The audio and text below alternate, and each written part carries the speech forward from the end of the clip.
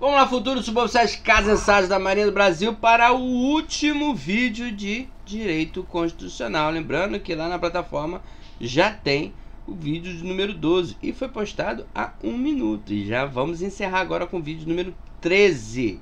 Esse vídeo número 13 vai falar sobre as Forças Armadas. Regras gerais, hierarquia e disciplina, operações de GLO, habeas corpus em punições disciplinares e serviço militar obrigatório. Vai encerrar de vez com o direito constitucional. Então vamos lá. Uma pequena introdução, um bem-vindo, né? E aqui os objetivos de aprendizagem.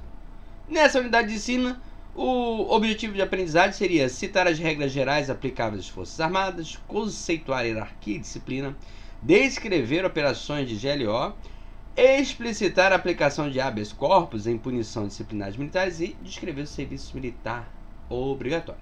Introdução, como sempre, lerei na íntegra. A história das Forças Armadas muitas vezes se confunde com a história do nosso próprio país. Até os dias atuais, são instituições de elevada importância à política brasileira interna e também externa. Em que pese desde a Guerra do Paraguai o Brasil não sofrer nenhuma grande ameaça externa, as Forças Armadas continuam com a sua relevante atuação tanto no âmbito militar, com operações de paz no Haiti e no Líbano, como internamente missões de garantia da lei e da ordem em várias unidades federativas do Brasil. Apoio a programas mais médicos, eleições, Enem e diversas outras políticas sociais, as quais muitas não seriam possíveis de serem concretizadas sem o auxílio das Forças Armadas. Reconhecendo toda a importância das Forças Armadas, a Constituição dedicou um capítulo inteiro a elas. Neste vídeo, estudaremos alguns dispositivos constitucionais que tratam sobre as Forças Armadas. Unidade 1.6, Forças Armadas. O instrumento militar responsável pela defesa do Brasil é constituído pelas Forças Armadas, composta pela Marinha, Exército e Força Aérea Brasileira. São funções de instituições militares: assegurar a integridade do território nacional, defender os interesses dos recursos naturais, industriais e tecnológicos brasileiros e proteger os cidadãos e os bens do país, também garantir a soberania da nação. Então, aqui, ó, funções das instituições militares, todas essas daqui, ó. Questão de prova também. Também a missão das Forças Armadas é a garantia dos poderes constitucionais constituídos e, por iniciativa desses, atuar na garantia da lei e da ordem para, em espaço de tempo determinado, em espaço de tempo, tá? GLO tem tempo para prescrever. Preservar o exercício da soberania do Estado e a indissolubilidade da Federação. As Forças Armadas atuam sob a direção superior do Ministro da Defesa, que tem incumbência de orientar, supervisionar e coordenar as atividades desenvolvidas por essas instituições. Os membros das Forças Armadas são denominados militares e estão sujeitos a toda uma legislação específica, além da Constituição, claro. Passemos agora a tratar dos dispositivos constitucionais que regem as Forças Armadas. Regras gerais. Artigo 142 da Constituição.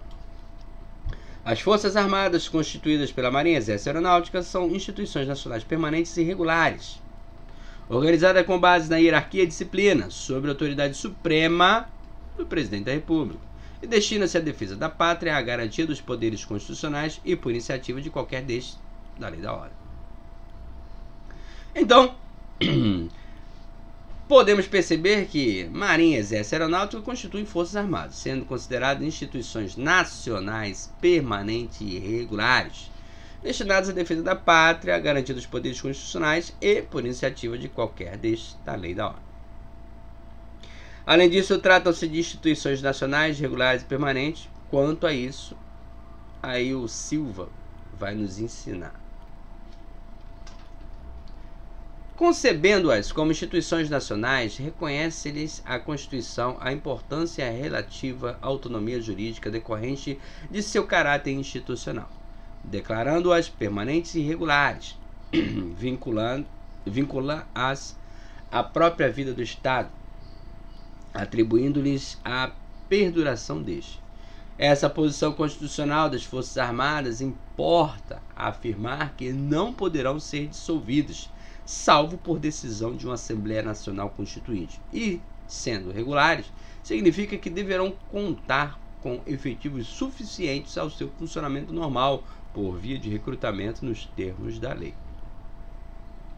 As Forças Armadas se organizam com base na hierarquia e disciplina, sob a autoridade do Comando Supremo do Presidente da República, que tem por atribuições nomear os comandantes das forças, além de promover seus oficiais generais e nomeá-los para os cargos que lhes são privativos, em conformidade com o artigo 84, que diz o seguinte: exercer o Comando Supremo das Forças Armadas, nomear os comandantes da Marinha e Exército Aeronáutica, promover os oficiais generais e nomeá-los para cargos que são privados. Segundo o artigo 5º, caput, parágrafo 1º do item número 97 e 99, os cargos de comandante da Marinha, do Exército Aeronáutico são privativos de oficiais generais do último posto da respectiva força, sendo assegurados referidos comandantes precedência hierárquica sobre os demais oficiais generais das 3 Forças Armadas. Os cargos de comandante da Marinha, tá falando de novo, tá? É o que foi falado acima. É assegurado o comandante da Marinha, Exército Aeronáutico, precedência hierárquica. Esse texto aqui veio para aqui.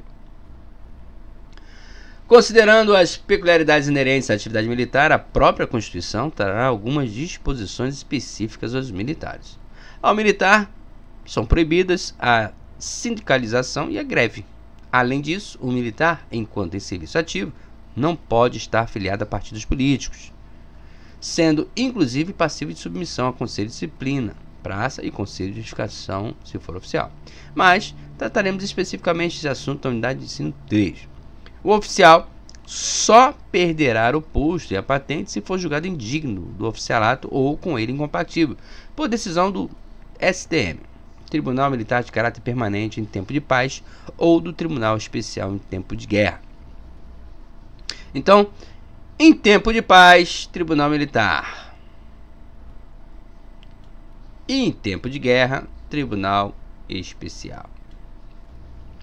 Ademais, o oficial condenado na justiça comum ou militar a pena privativa de liberdade superior a 2 anos, aí tem que ser transitado e julgado, tá? Falou em oficial, transitado e julgado. Será submetido ao mesmo julgamento mencionado acima, que é o Conselho de Justificativa. Hierarquia e disciplina.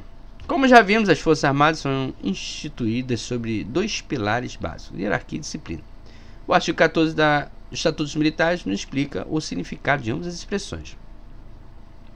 A hierarquia e a disciplina são a base institucional das Forças Armadas. A autoridade e a responsabilidade crescem com o grau hierárquico. Parágrafo 1º. A hierarquia militar é a ordenação da autoridade em níveis diferentes dentro da estrutura das Forças Armadas.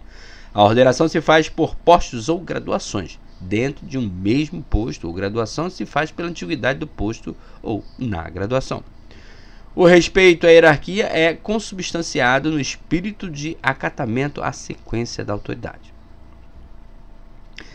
Parágrafo 2º. Disciplina é a rigorosa observância e o acatamento integral das leis, regulamentos, normas e disposições que fundamentam o organismo militar e coordenam seu funcionamento regular e harmônico, produzindo pelo perfeito cumprimento do dever por parte de todos e de cada um dos componentes desse organismo. Parágrafo 3º. A disciplina e o respeito à hierarquia devem ser mantidos em todas as circunstâncias da vida entre militares ativa, da reserva, remunerada e também os reformados. Na verdade, esses pilares básicos se estenderão a toda a caserna, influenciando todos os aspectos da vida militar, desde o mais simples até os mais complexos, sendo verdadeiros axiomas da atividade militar. A hierarquia e a disciplina são a base institucional das Forças Armadas, sendo que a autoridade e a responsabilidade crescem de acordo com o grau hierárquico. A ordenação da autoridade se faz por postos ou graduações e dentro de um mesmo posto ou graduação pela antiguidade. Posto. O posto é o grau hierárquico do oficial, conferido por ato do Presidente da República ou comandante da Marinha, do Exército ou da Aeronáutica e confirmado em carta patente. A graduação é o grau hierárquico de praça. Então, posto é para oficial, e graduação é para praça. E o grau hierárquico é conferido pela autoridade militar competente. As patentes com prerrogativas, direitos e deveres a elas inerentes são conferidas pelo presidente da República, asseguradas em pleito aos oficiais da ativa, da reserva ou reformados, sendo-lhes privativos os títulos e postos militares e, juntamente com os demais membros, o uso de uniformes das Forças Armadas. Operação de Garantia da Lei da Ordem, GLO.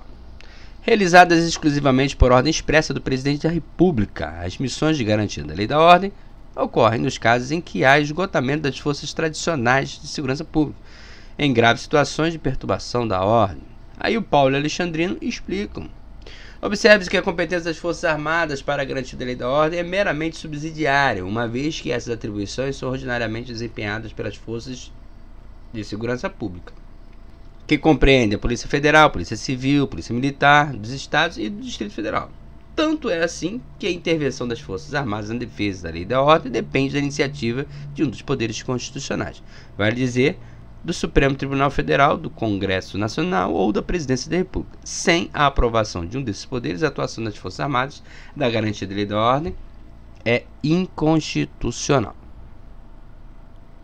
Reguladas pelo artigo 142 da Constituição, pela Lei Complementar número 97 de 99 e pelo Decreto 3.897 de 2001, as operações de garantia da lei da ordem concedem provisoriamente aos militares a faculdade de atuar com poder de polícia até o restabelecimento da normalidade. Nessas ações, as Forças Armadas agem de forma episódica, em área restrita e por tempo limitado, com o objetivo de preservar a ordem pública, a integridade da população e garantir o funcionamento regular das instituições. Estas disposições se encontram no artigo 15 da Lei Complementar, a mesma lei complementar daqui. Artigo 15. O emprego das Forças Armadas na defesa da pátria, na garantia dos poderes constitucionais, da lei e da ordem, na participação em operação de paz, é de responsabilidade do Presidente da República, que determinará ao Ministro do Estado de Defesa a ativação dos órgãos operacionais, observar a seguinte forma de subordinação. 1. Ao Comandante Supremo, por intermédio do Ministro do Estado de Defesa, no caso de comandos conjuntos compostos por meios adjudicados pelas Forças Armadas e, quando necessário, por outros órgãos. 2. Diretamente ao Ministro da Defesa, para fim de adestramento em operações conjuntas ou por ocasião da participação brasileira em operação de paz. 3. Diretamente ao comandante da força, respeitada a direção superior do Ministro do Estado de Defesa, no caso de emprego isolado dos meios de uma única força. Parágrafo 1º. Compete ao Presidente da República a decisão do emprego das Forças Armadas por iniciativa própria ou em entendimento a pedido manifestado por quaisquer dos poderes constitucionais, por intermédio dos presidentes do Supremo Tribunal Federal, do Senado Federal e da Câmara. Olha só.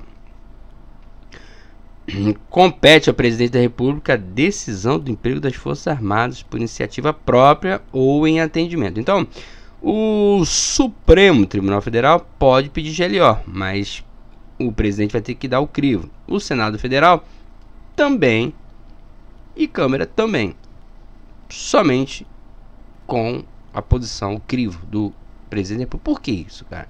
Porque o Presidente da República é o comandante supremo. Então, quem pode pedir GLO? Todos esses candidatos aqui, Supremo, Senado e Câmara. E ao presidente. Mas eles pedem ao presidente para acionar GLO. E ele próprio também já pode acionar. Mas não é de agarra, né? Tem que ser de forma constitucional. Parágrafo 2º. A atuação das Forças Armadas, a garantia da lei da ordem, por iniciativa de qualquer dos poderes constitucionais, ocorrerá de acordo com as diretrizes bastadas em atos do Presidente da República. Olha só. Ele comanda. Após esgotados os instrumentos destinados à preservação da lei da ordem pública e da incolumidade das pessoas e do patrimônio. Parágrafo 3º. Considera-se esgotados os instrumentos relacionados no artigo 144 da Constituição Federal quando, em determinado momento, forem eles formalmente reconhecidos pelo respectivo chefe do Poder Executivo Federal ou estadual como indisponíveis, inexistentes e insuficientes ao desempenho regular de sua missão constitucional. Parágrafo 4º. Na hipótese de emprego nas condições previstas no artigo, no parágrafo 3º do artigo, esse aqui, né? Após mensagem do Presidente da República, serão ativados órgãos operacionais das Forças Armadas que dissolverão de forma episódica, em área previamente estabelecida e tempo limitado, as ações de caráter preventivo e repressivo necessárias para assegurar o resultado das operações na garantia da lei e da ordem. Parágrafo 5º. Determinado o emprego das Forças Armadas na garantia da lei e da ordem, caberá à autoridade competente, mediante ato formal, transferir o controle operacional dos órgãos de segurança pública necessário ao desenvolvimento das ações para a autoridade encarregada da operação, a qual deverá constituir um centro de coordenação de operações composto por representantes dos órgãos públicos sob seu controle operacional ou com interesses afins. Parágrafo 6º. Considera-se controle operacional para a fim de aplicação da lei complementar o poder conferido à autoridade encarregada das operações para atribuir e coordenar missões ou tarefas específicas a serem desempenhadas por efetivos dos órgãos de segurança pública, obedecidas suas competências constitucionais. Parágrafo 7º. A atuação do militar nos casos previstos nos artigos 13, 14, 15 e 6-alfa, nos incisos 4, 5 e artigo 17, no inciso 3, tudo isso aqui, nas atividades de defesa civil, a que se refere ao artigo 16 desta lei complementar, neste inciso, é considerada atividade militar para fins do artigo 124. A decisão sobre o emprego excepcional das tropas é feita pela Presidência da República por motivação ou não dos governadores e dos presidentes dos demais poderes constitucionais. Exemplo de uso das Forças Armadas na garantia da lei e da ordem foi o emprego de tropas em operações de pacificação do governo estadual em diferentes comunidades do Rio de Janeiro. Também o uso de tropas federais nos estados do Rio Grande do Norte e do Espírito Santo, devido ao esgotamento dos meios de segurança pública para a preservação da ordem pública e da incolumidade de pessoas do patrimônio. As Forças Armadas também atuaram nos limites legais de GLO durante a Conferência das Nações Unidas para o Desenvolvimento Sustentável, Rio+20, em 2012, na Copa da FIFA, na visita do Papa Francisco a Aparecida e ao Rio de Janeiro durante a Jornada Mundial da Juventude, em 2013, na Copa do Mundo em 2014 e nos Jogos Olímpicos em 2016. Além disso, operações de GLO são dotadas para assegurar a tranquilidade e a lisura dos processos eleitorais em municípios sob risco de perturbação da ordem. No início de 2014, o Ministério da Defesa publicou o Manual da GLO, confeccionado por assessores civis e militares com o objetivo de padronizar as rotinas e servir de instrumento educativo e de doutrinação para as forças preparadas para atuar nesse tipo de ação. Habeas corpus sem punições disciplinares militares. Trata-se de um ponto bastante polêmico no âmbito do direito militar.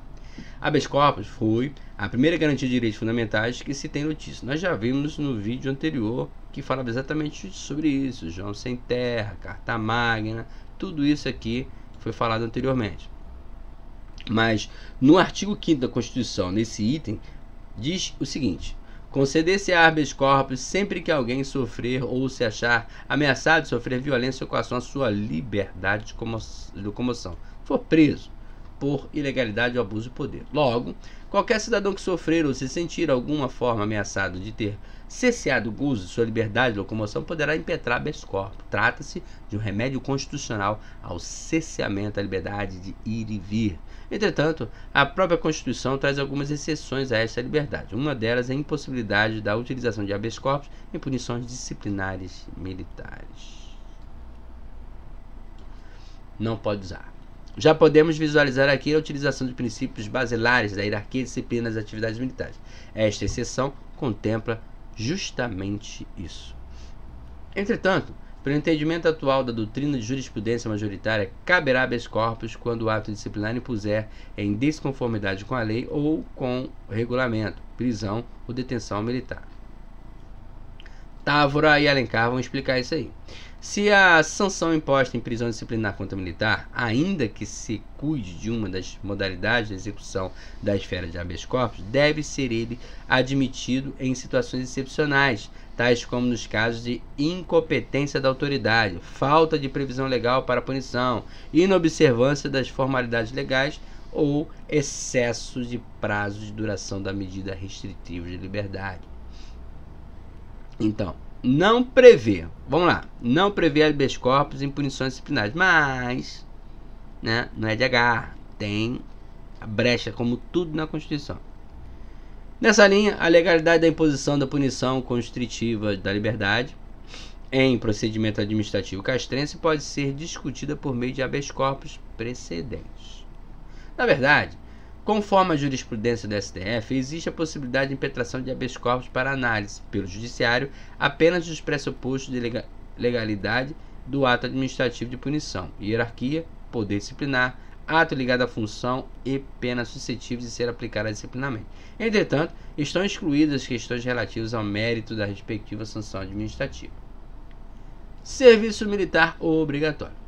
A prestação de serviço militar é obrigatória, ficando as mulheres e os eclesiásticos isentos de tal compulsoriedade em tempos de paz, sujeitando-se, porém, a outros encargos que a lei lhe atribuir. O brasileiro que não se apresentar para a seleção na data prevista para a fixação do contingente de sua classe, ou que, tendo-o feito, ausentar-se sem ter completado, será considerado refratário. Já o convocado selecionado designado para incorporação à matrícula que não se apresentar à organização militar que lhe for designada dentro do prazo marcado, ou que, tendo-o feito, ausentar-se antes do ato oficial de incorporação à matrícula, será declarado insubmisso. Insubmissão é um crime militar cometido por civil. É o único crime militar que é cometido por civil. Propriamente militar, no caso.